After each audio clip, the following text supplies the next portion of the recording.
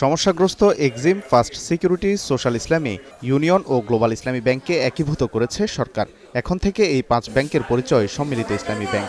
চলছে ব্যানার পরিবর্তনের কাজ। সম্মিলিত শক্তিতে সমৃদ্ধ আগামী স্লোগানকে সামনে রেখে বৃহস্পতিবার লেনদেন চালু হয়েছে এসব ব্যাংকে।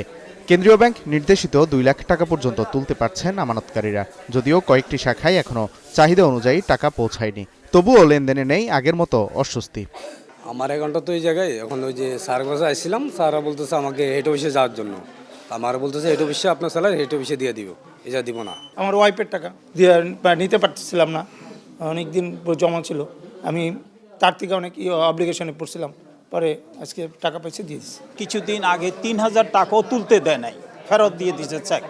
তো এখন যে টাকাটা তুললাম আমি মোটামুটি সন্তুষ্ট। ব্যাংকের ম্যানেজমেন্টের সাথে আমি কথা বলেছি, কথা বলার পর আমাকে বলছে যে আপনি আজকে 1 লক্ষ টাকা নেন। তো আমি সেই হিসাবে আমাকে 1 লক্ষ টাকাই দিয়েছে। বাকি কার্যদিবসে আমাকে বলছে যে আপনি পরবর্তী কার্যদিবসে আসলে বাকি টাকাটা আপনি পাবেন। গতি ফিরেছে ব্যাংকারদের কাজেও। বলছেন নতুন নামে নতুন ব্যাংকের লেনদেন স্বাভাবিক হয়ে আসবে। আহ্বান জানান নতুন করে আমানত জমা রাখার। সম্মিলিত ইসলামী ব্যাংক একটা সরকারি ব্যাংক, এটা 100% ওন বাই গভর্নমেন্ট। এই ব্যাংকে আপনার টাকা সম্পূর্ণ নিরাপদ। আপনি আমাদের ব্যাংকে ব্যাংকিং করবেন, ডিপোজিট করবেন, বিনিয়োগ নেবেন, ব্যবসা করবেন। এদিকে কেন্দ্রীয় ব্যাংক বলছে বৃহস্পতিবার থেকে টাকা ফেরত দেয়া হবে এমন কোনো আনুষ্ঠানিক বার্তা ছিল না। তবে এসব ব্যাংকের আমানতকারীদের হিসাবে লেনদেন স্বাভাবিক বলে দাবি মুখপাত্রের। আজকে থেকে টাকা দেওয়া হবে, এটা একটা রং ইনফরমেশন কোন সেন্সে? টাকা দেওয়া হবে না, তাদের অ্যাকাউন্টে লেনদেনটা চালু করা হচ্ছে।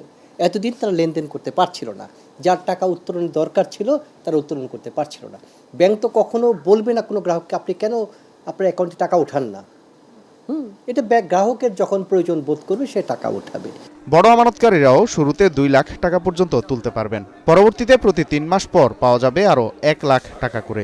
আর 2 বছর পর পুরো টাকা ফেরতের নির্দেশনা দিয়েছে বাংলাদেশ ব্যাংক।